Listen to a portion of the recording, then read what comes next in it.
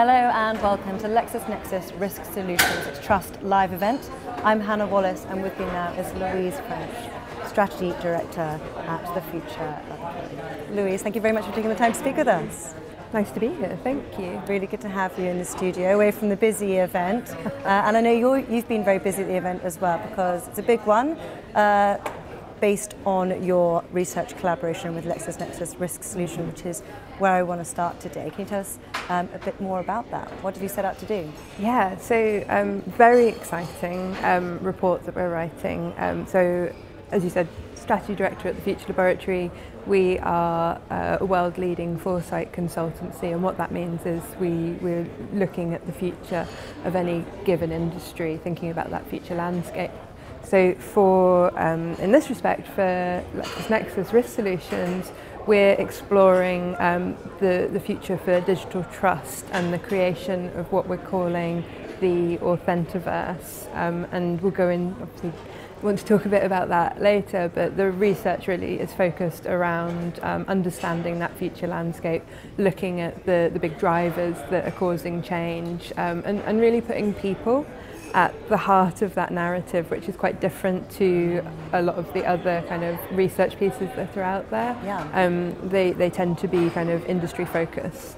So we're working through, currently in progress, getting input, so primary research, having interviews, secondary research, where we're kind of scanning what already exists out there. And so at the end of this, we'll have a real thought leadership report on the future of the industry that hopefully is, quite challenging and disruptive, and really changing the narrative around. Yes, because it is based on a very complex subject, as you say, and you also mentioned there the Authentaverse. So I'm dying to hear a bit more about that. What is it exactly?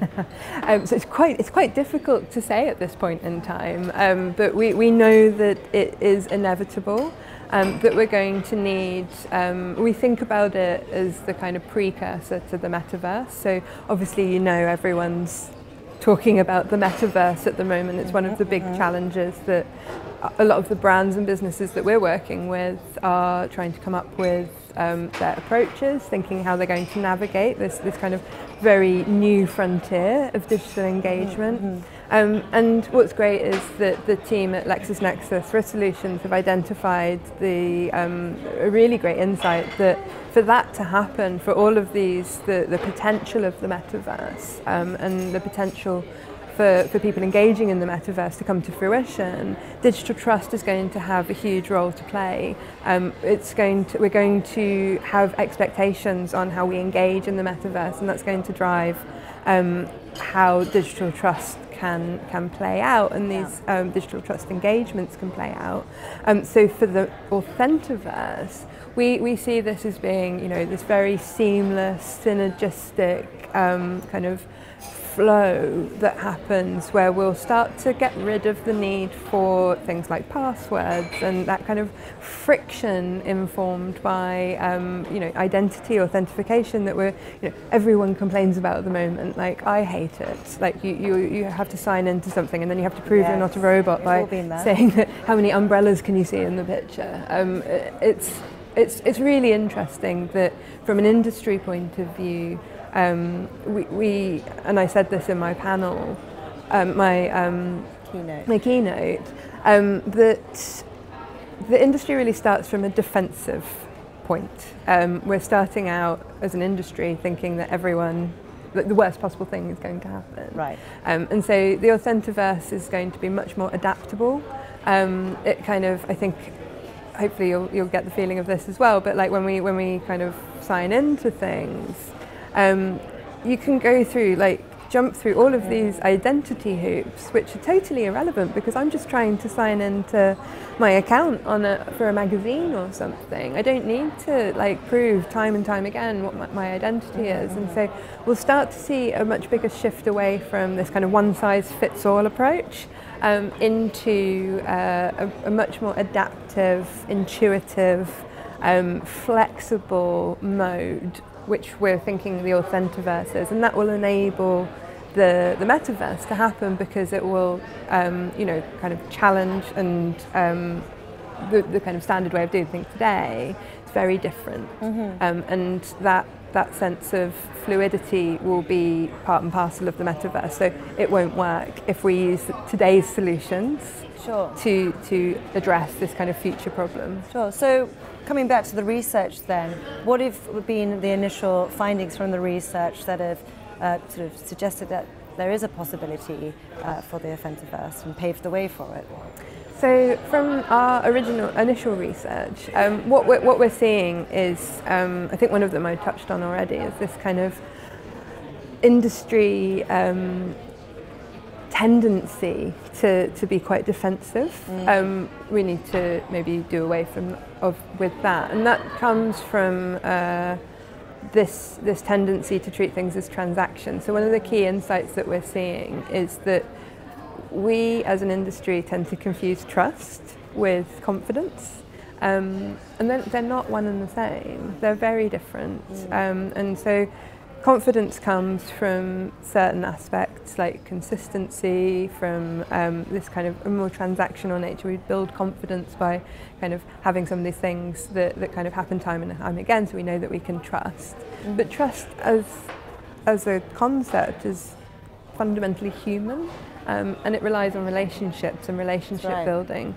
So there's a real need for the industry to kind of change mindsets and approaches to adapt to that, to be much more human and much more about the relationship. And one of the things I said in the keynote is that we know relationships by their very nature they're not static, they're dynamic, they change, they evolve, they grow. And they're also not universal. No one relationship is the same, and we have to, stop this one-size-fits-all approach that we have to trust, because it's a human function that is unique to the individual. So that goes hand in hand with that adaptability that I was just talking about. Some of the other things we've talked about are the kind of future landscape. So some of the key insights around the future landscape. What landscape is digital trust going to have to exist within? What's that going to look like? So we've got 4 key areas that really touch on that. We're looking at the need for education.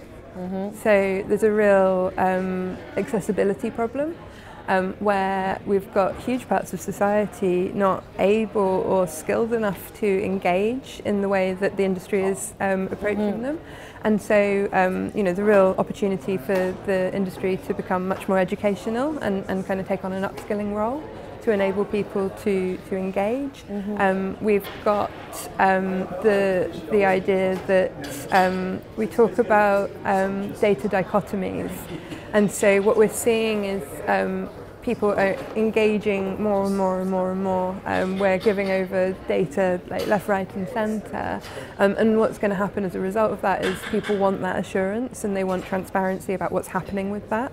And so that's really going to drive change, because historically the industries aren't used to being transparent. We believe that people don't want to kind of know what's going on under the bonnet, but I think that's going to change massively.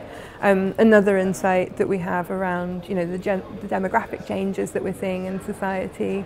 On one hand, we have an ageing population who are struggling to access. On the other hand, we have Gen Z and Gen Alpha who have much bigger, very different expectations of how they're going to engage in these spaces. So with things like the emergence of Web3, where Gen Z and Gen Alpha are kind of engaging with, they're going to really expect autonomy, control over their data, over their identity, and these are potentially things that the industry just isn't prepared for. And this research is going to be invaluable to the industry as well. And I urge anyone listening in to go to that research when it's ready for us. But Louise, we'll leave it there for now. I'll let you get back to the event. Thank you so much for sharing your insights. It's been fascinating. Thank you. Perfect. Thank you.